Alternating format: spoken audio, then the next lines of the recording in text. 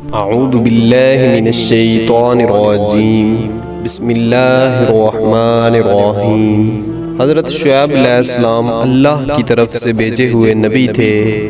آپ علیہ السلام مدین میں رہتے تھے۔ مدین کے بارے میں فرمایا گیا ہے کہ حضرت ابراہیم علیہ السلام کے ایک صاحبزادے جن کا نام مدیان تھا، ان کی اولاد اس شہر میں آباد ہو گئی، اس لیے اسے مدین کہا گیا۔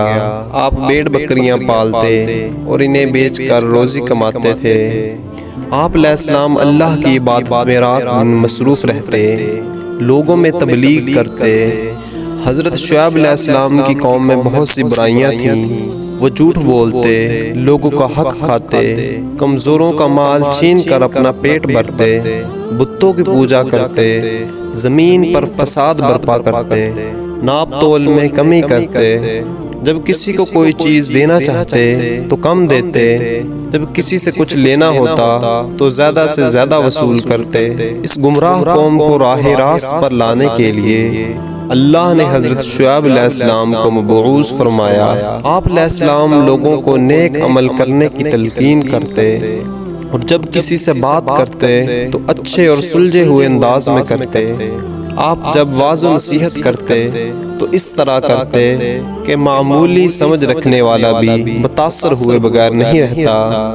آپ فرماتے کہ جب کسی سے لین دین کرو تو معاملہ صاف رکھو، انصاف سے کام لو، لوگوں کا دل نہ دکھاؤ، نہ کمزوروں پر ظلم کرو۔ آپ علیہ السلام فرماتے، اے قوم، اللہ تعالیٰ کی بندگی کرو، اس کے سوا تمہارا اور کوئی معبود نہیں، ناپ تول میں کمی نہ کرو، میں آنے والے عذاب سے ڈراتا ہوں۔ قوم کے سردار آپ علیہ السلام سے کہنے لگے کہ اے شعیب، مال ہمارا ہے، چاہے تو ہم ناپ تول میں کمی کریں یا زیادہ دیں، ہماری مرضی، تم کو ہمارے ناپ تول سے کیا کام؟ تم ہمارے معاملے میں کیوں دخل دیتے ہو؟ ہم جو کچھ کرتے ہیں اپنی سمجھ سے کرتے ہیں، یہ تو ہماری تجارت ہے۔ آپ علیہ السلام قوم کی باتیں سن کر فرماتے، اے قوم، ایسی باتیں نہ کرو، یہ تو سراسر اللہ کی نافرمانی ہے۔ تم نے اللہ کی نافرمان قوموں کا حال تو سنا ہوگا کہ کس طرح اللہ نے ان پر عذاب نازل کیا۔ قوم ہود، قوم نوح اور حضرت صالح علیہ السلام کی قوم لوط کا گزرا ہوا زمانہ ہم سے دور نہیں ہے۔ یہ بات ہم سب جانتے ہیں کہ یہ قومیں کس طرح برباد ہوئیں۔ ان باتوں کا جواب دو، کیا ان قوموں نے سچائی کو نہیں ٹھکرایا تھا؟ کیا ان پر اللہ کا عذاب نہیں آیا تھا؟ اگر تم نے بھی سچائی کو ٹھکرایا تو تم بھی پچھلی قوموں کی طرح عذاب میں گرفتار ہو جاؤ گے۔ اگر تم یہ چاہتے ہو کہ تم پر اللہ کی رحمت ہو تو تم لوگ پروردگار کی طرف رجوع کرو، اپنے گناہوں کی معافی طلب کرو، بے شک میرا رب بہت مہربان اور محبت کرنے والا ہے۔ آپ علیہ السلام فرماتے، اے قوم، اللہ کی بندگی کرو، اس کے سوا تمہارا کوئی معبود نہیں۔ سیدھا راستہ یہ ہے کہ جب وزن کرو تو پورا کرو، وزن میں کمی نہ کرو، زمین پر فساد برپا نہ کرو، جبکہ اصلاح ہو چکی ہے، اس میں تمہاری ہی بلائی ہے۔ اگر تم واقعی مومن ہو اور زندگی کے ہر راستے پر رہزن بن کر نہ بیٹھ جاؤ، جو لوگ خدا پر ایمان لائے ہیں انہیں خوف زدہ نہ کرو، جو لوگ خدا کے راستے پر چلتے ہیں ان کو نہ روکو۔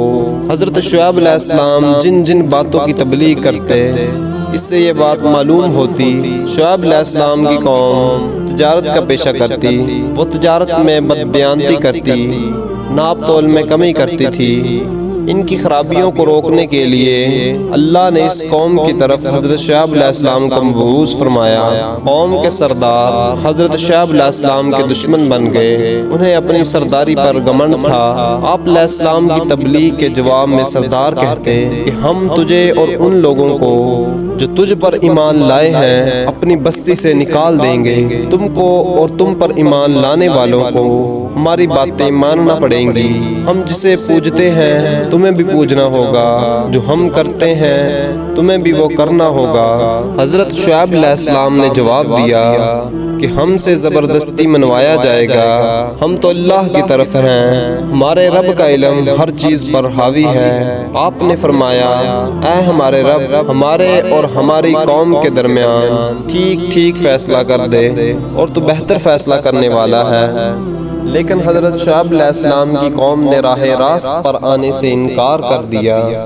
سردار آپس میں ایک دوسرے سے کہنے لگے کہ اگر ہم میں سے کوئی بھی شعیب کی پیروی کرے گا تو ہم برباد ہو جائیں گے۔ چنانچہ قوم نے آپ علیہ السلام کی باتوں کو جھٹلایا۔ حضرت شعیب علیہ السلام قوم کے رویے سے مایوس ہو گئے اور کہتے ہوئے بستی سے نکل گئے، اے قوم، میں نے اپنے رب کے پیغامات تم تک پہنچا دیے اور تمہاری خیر خواہی کا حق ادا کر دیا۔ اس کے بعد ان پر اللہ کا عذاب آیا، ایک دل دہلانے والی آفت نے ان کو آ لیا۔